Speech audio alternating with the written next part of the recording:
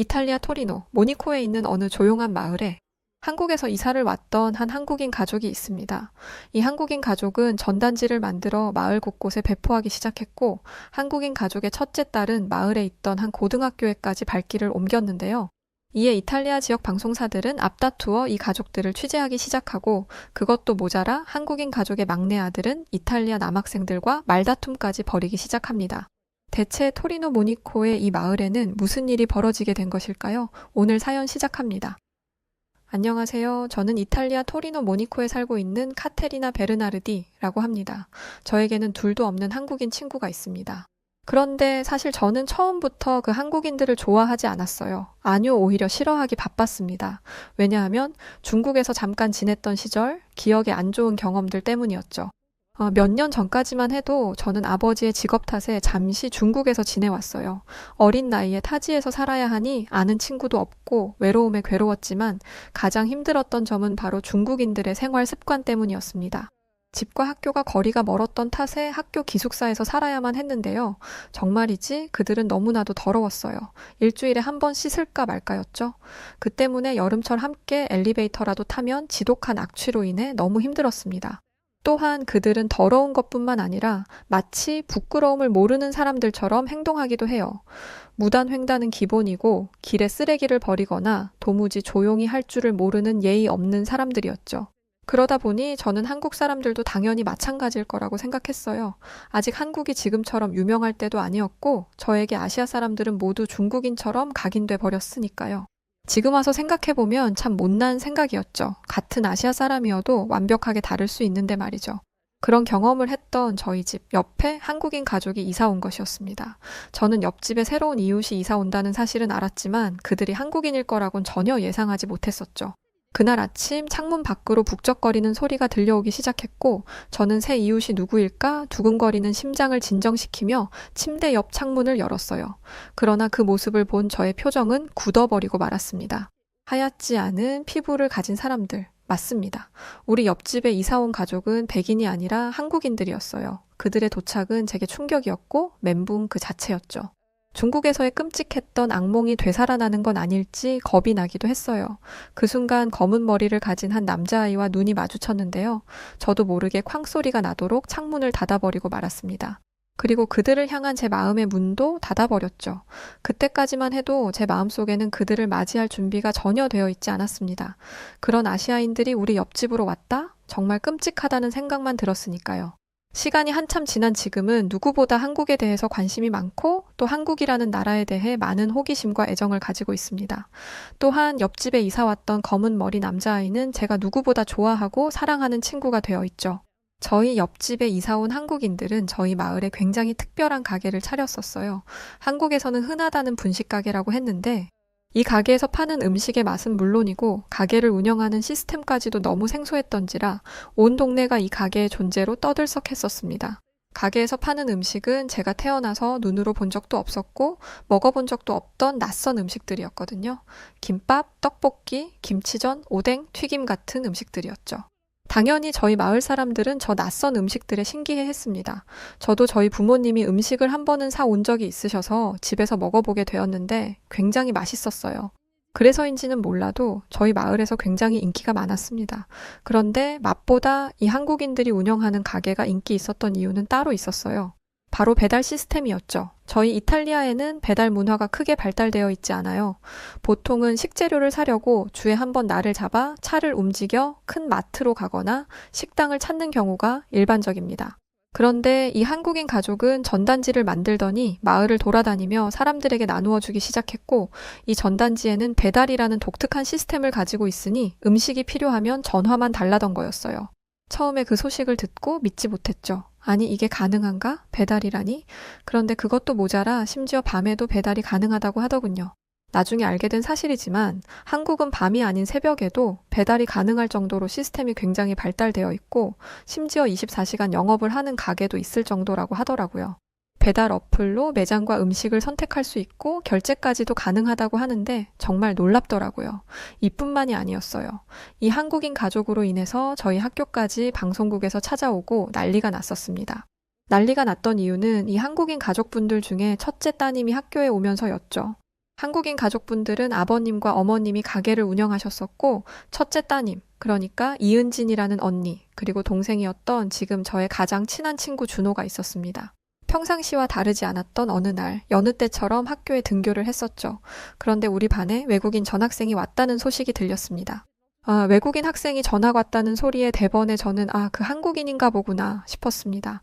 그리고 제 생각은 틀리지 않았죠. 그는 한국에서 온 이준호라는 이름을 가졌던 남자아이였어요.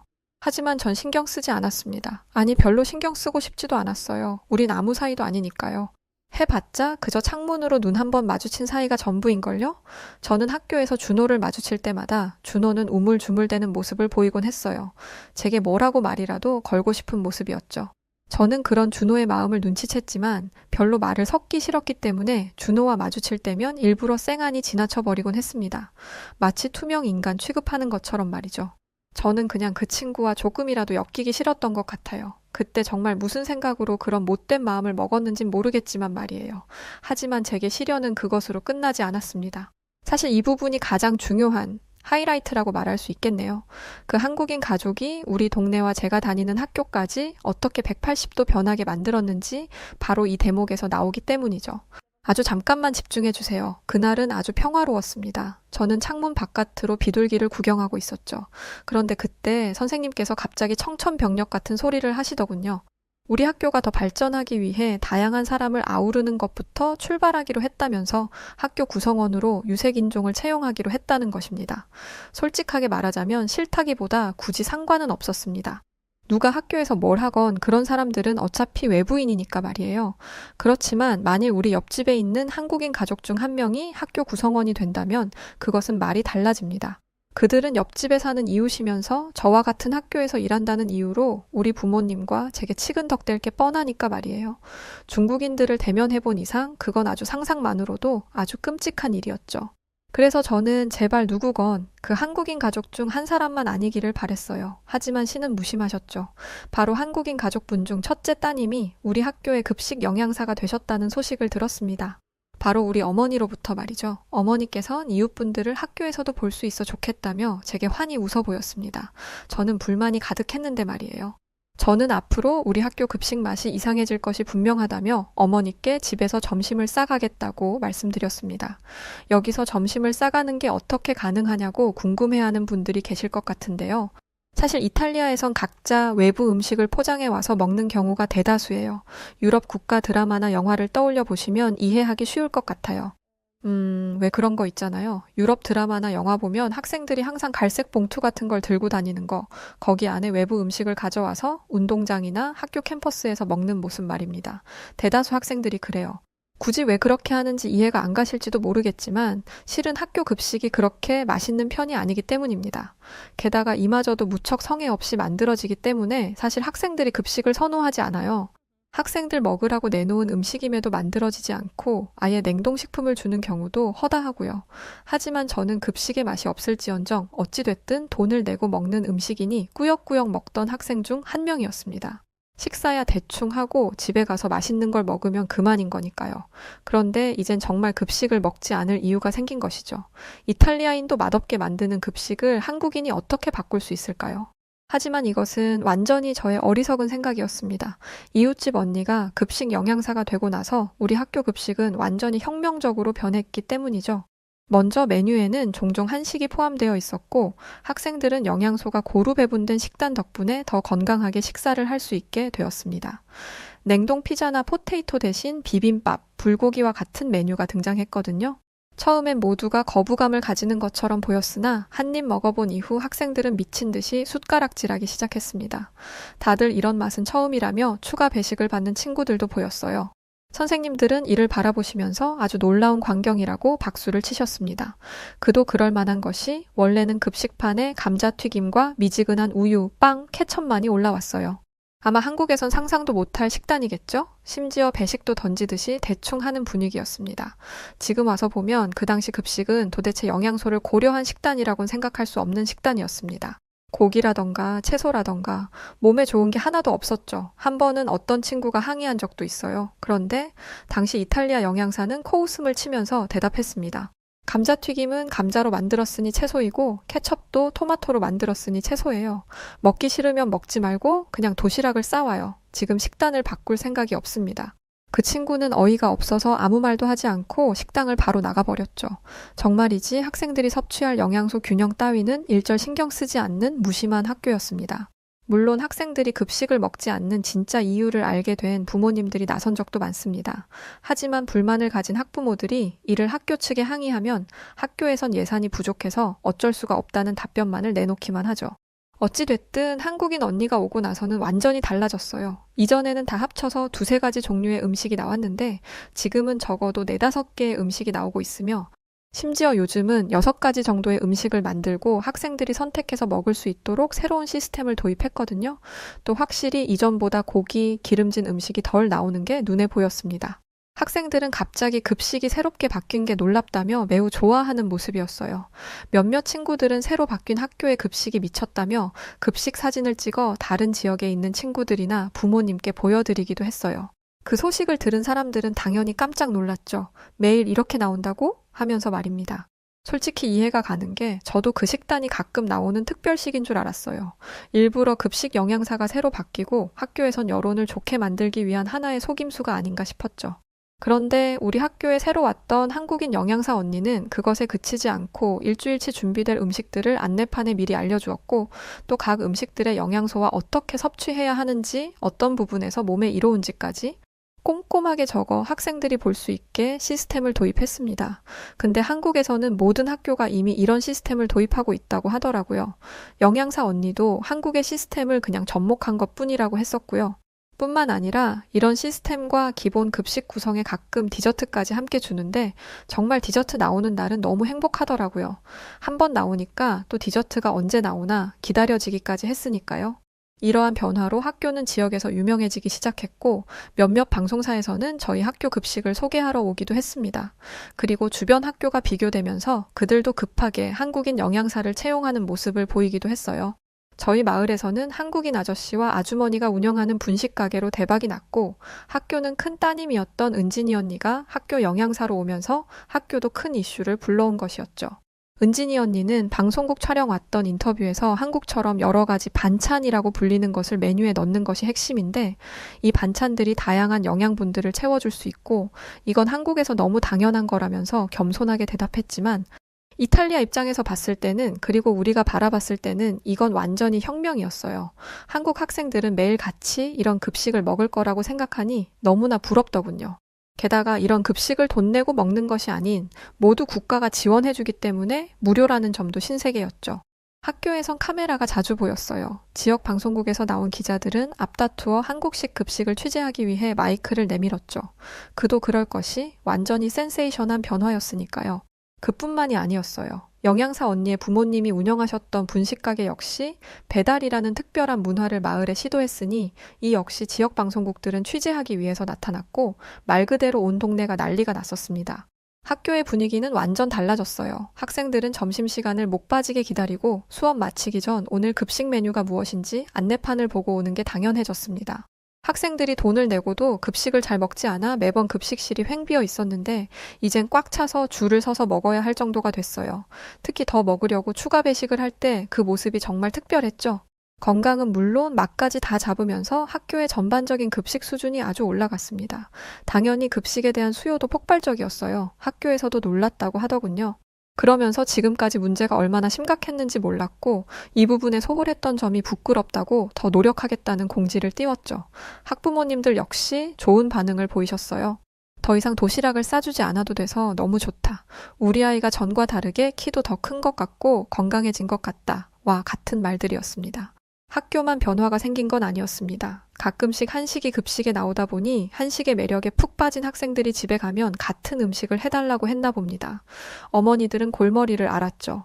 이 때문에 늘 옆집 아저씨와 아주머니가 운영하는 분식 가게에는 학교 어머니들이 늘 찾아가 한국 음식은 어떻게 만드는 건지 배워가곤 하셨어요. 물론 우리 어머니도 마찬가지이셨습니다. 온 동네가 다 한식에 미친 줄 알았을 정도였다니까요. 심지어 저는 한 달 내내 한식만 먹었던 적도 있습니다. 된장찌개부터 김치찌개, 부대찌개까지 온갖 찌개 종류는 다 먹어봤어요. 한 번은 한국식 냉동 만두에 빠져서 가끔 장을 보러 가면 냉동 만두만 10봉지를 사서 처리하기 곤란했던 적이 한두 번이 아닙니다. 이 때문인지 저도 한국 음식에 관심이 생기기도 했는데요. 군것질을 좋아하는 편이라 한국의 유명한 과자들을 많이 먹어봤어요. 그리고 한국 라면도 장난 아니게 맛있었죠. 원래 매운 걸 못 먹는 편인데 라면이 너무 맛있어서 자꾸 먹다 보니 내성이 생겼는지 매운 소스를 한 봉지 다 넣어도 이젠 괜찮다니까요. 처음엔 반도 넣지 못했는데 말이죠. 어쨌든 이렇게 엄청난 변화가 있는 것은 모두 저희 마을로 이사온 한국인 가족 덕분이었습니다. 솔직히 처음엔 한국인들이 유명해진 게 마음에 들진 않았습니다. 중국대의 기억 때문이었죠. 그리고 그 아들이 저와 같은 반이었으니까요. 준호는 한순간에 인기 스타가 됐습니다. 제 입장에선 좀 그랬죠. 솔직히 말하자면 탐탁치 않은 친구가 인기가 많아졌는데 좋아할 사람이 있을까요?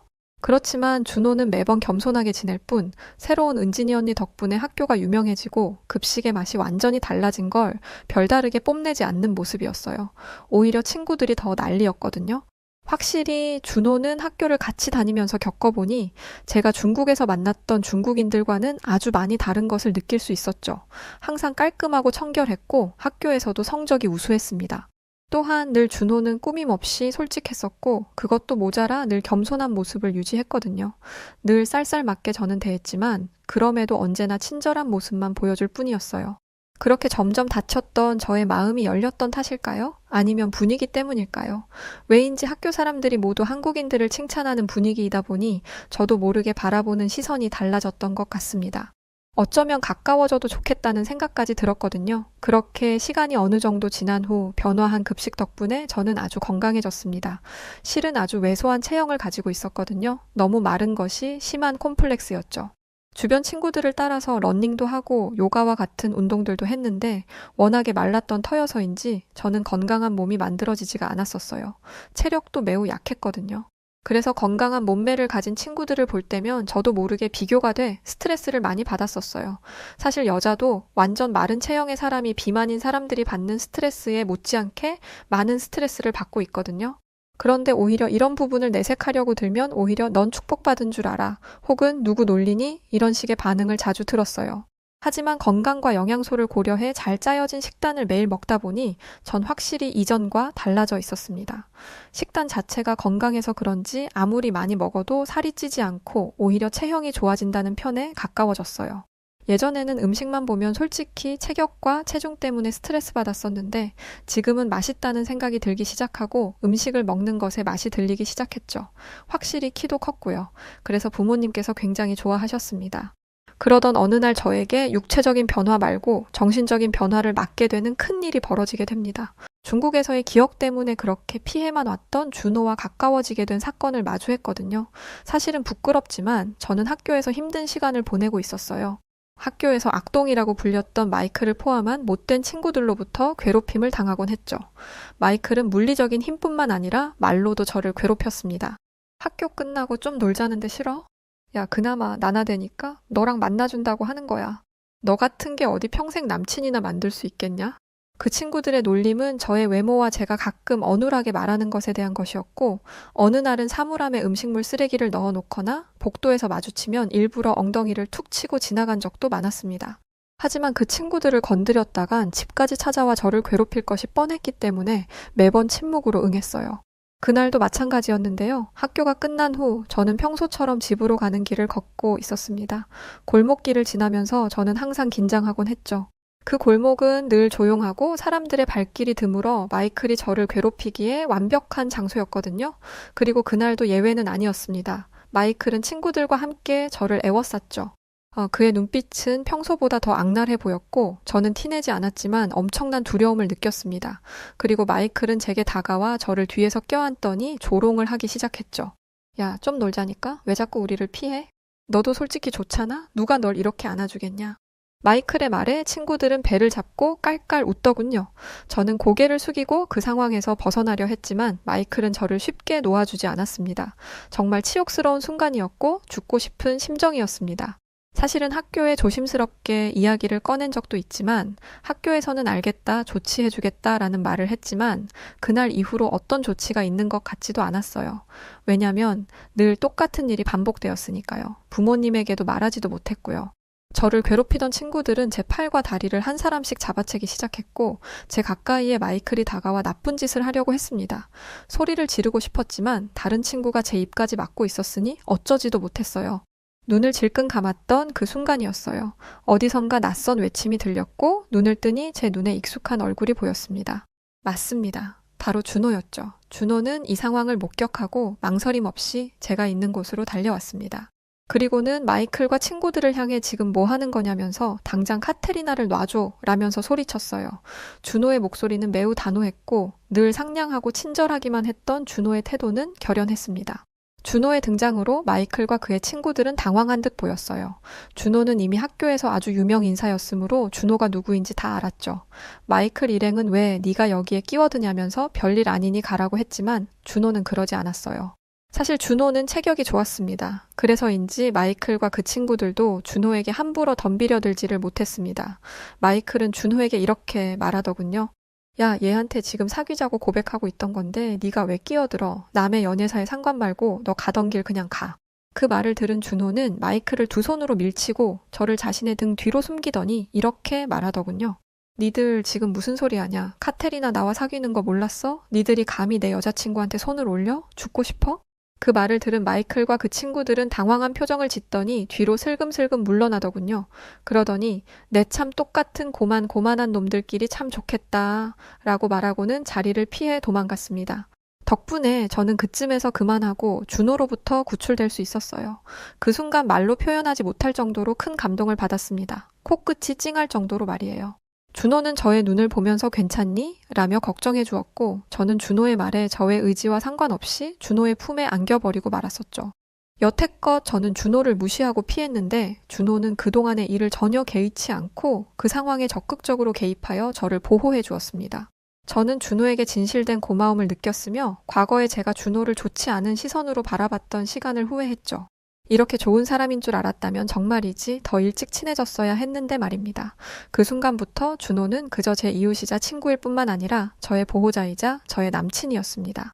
저는 과거의 제 행동과 생각이 부끄러웠기 때문에 어떠한 말도 건넬 수 없었지만 준호는 여자친구 대하듯이 아무렇지 않게 제게 말을 걸어주었고 그렇게 준호와 저는 골목을 벗어나며 서로 집으로 가는 길 긴 대화를 나누었죠. 준호는 또다시 이런 일이 발생하면 언제든 자신을 찾으라며 저에게 자신이 항상 제 편이라고 말했습니다. 저를 괴롭히는 아이들을 더 이상 견딜 수 없다고 하면서 말이에요. 저는 솔직한 마음을 고백하면서 과거의 행동과 말들을 모두 사과했어요. 그동안에 제가 해왔던 못된 마음을 준호에게 말하면 돌아서진 않을까 걱정했지만 준호는 오히려 솔직하게 말해줘서 고맙다며 사실은 아버지를 통해 옆집 아저씨가 너에 대해 이야기해줘서 이미 어느 정도 알고 있었다고 하더라고요. 그래서 사실 학교에서 신경 안 쓰는 듯 했지만 계속 지켜봤었다고요. 이 사건은 저에게 큰 변화를 가져왔습니다. 준호는 둘도 없는 저의 친구이자 사랑하는 남자친구가 되어 있죠. 저는 더 이상 혼자가 아니라는 것을 깨달았고 준호와 그의 가족이 제게 얼마나 소중한지도 알게 되었습니다. 그 사건 이후 준호와 저는 가까워졌고 그렇게 한국인 가족분과도 자연스럽게 가까워졌습니다. 그리고 어느 날 주말에 준호와 만나려고 옆집을 갔었어요. 한국인 아저씨와 아주머니께선 저를 보고는 왔냐면서 아주 반가워하셨습니다. 정말 인자한 미소로 웃으시면서 말이에요. 그리고 아주머니의 요리 솜씨는 정말 훌륭했습니다. 아주머님의 솜씨를 지금 우리 학교 영양사로 있는 은진이 언니가 그대로 학교에까지 전파하고 있는 거구나 싶을 정도였죠. 이제 그 한국인 가족은 단순히 옆집 사람들이 아니라 저의 진정한 가족과 같은 존재가 되었습니다. 어머니와 아버지께선 싫다고 피하던 제가 이렇게 바뀌어버린 모습을 보곤 놀라워하셨죠. 같은 아시아 국가라고 하더라도 이렇게 완벽하게 다를 수 있구나 싶었습니다. 사실 유럽인들은 나라가 달라도 성향이나 성격, 습성이 다 비슷비슷하거든요. 그런데 제가 만난 중국인들과 한국인들의 차이는 완전히 다른 사람들이었어요. 저는 준호를 비롯해서 은진이 언니와도 많이 친해져서 자주 놀러도 다니고 그랬는데요. 그러면서 한국이라는 문화에 대해 많은 것들을 공부했죠. K-팝은 물론이고 전통 문화와 전통 음식 그리고 다양한 미디어 콘텐츠들도 접했습니다. 하루는 한국 영화를 몰아보느라 늦게 자서 어머니께 혼난 날도 있을 정도예요. 최근에는 은진이 언니한테 음식을 배우면서 직접 한식을 만드는 것에 취미를 가지기 시작했습니다. 어머니께선 부엌을 엉망으로 만들어 놓는다며 매번 잔소리하셨지만 그러면서도 바뀐 저의 모습이 나쁘지만은 않은 듯 보이셨어요. 아버지는 살다 살다 우리 딸이 만든 요리를 먹어보게 될 줄 몰랐다며 호탕하게 웃어 보이셨죠. 저는 매일매일을 즐기게 되었으며 준호와 함께하는 등하굣길을 손꼽아 기다리게 되었습니다. 학교에서의 점심시간과 등하교 시간은 이제 제 하루 중 가장 기대되는 시간이 되었습니다. 그리고 저는 더 이상 이전의 카테리나가 아니라 완전 다시 태어났죠. 한국인 가족 덕분에 제 삶은 전보다 훨씬 풍부해졌습니다. 그들과의 인연은 제가 세상을 바라보는 방식을 바꾸어 놓았다고 해도 과언이 아닐 정도예요. 쑥스러운 마음에 직접적으로 말하진 않았지만 사연을 적는 김에 이 자리를 빌려 말하고 싶습니다. 한국인 가족들 덕분에 제 삶에 많은 것이 변했으며 한국인 가족분들의 등장으로 우리 마을과 학교에 선한 영향력이 전파되어 더 활발하고 행복한 시간들이 가득하니까요. 방학이 오면 저는 준호와 함께 한국을 여행 가기로 했는데요. 그날이 빨리 오길 손꼽아 기다리고 있습니다. 자, 오늘 사연은 여기까지입니다. 한국인 가족분들의 등장으로 정말 마을에 큰 변화가 있었네요. 사실 한국에서는 너무 당연한 것들인데 유럽에서는 굉장히 신기한 문화들로 느끼고 있다더라고요. 배달도 그렇고 아이들 영양에 맞는 급식 문제도 그렇고 말이죠. 여하튼 사연 보내주신 카테리나 베르나르디 씨의 사연 정말 감사드리고 멋진 한국인 남자친구 생기신 거 축하드립니다. 네, 그럼 오늘 사연 어떻게 들으셨나요? 오늘 사연이 재밌으셨다면 구독, 좋아요, 알림 설정 아시죠? 그리고 새로 오신 서수연 아나운서분께서 응원의 댓글 감사하다고 인사 전해달라고 하셨어요. 자, 그럼 더 좋은 영상으로 찾아뵐 것을 약속드리면서 오늘은 물러가겠습니다. 늘 좋은 날 되시고요. 지금까지 사연을 전해드리는 여우튜브 송은지였습니다. 끝까지 시청해주신 분들 모두 고맙고 진심으로 감사합니다. 사랑합니다. 당신만의 여우튜브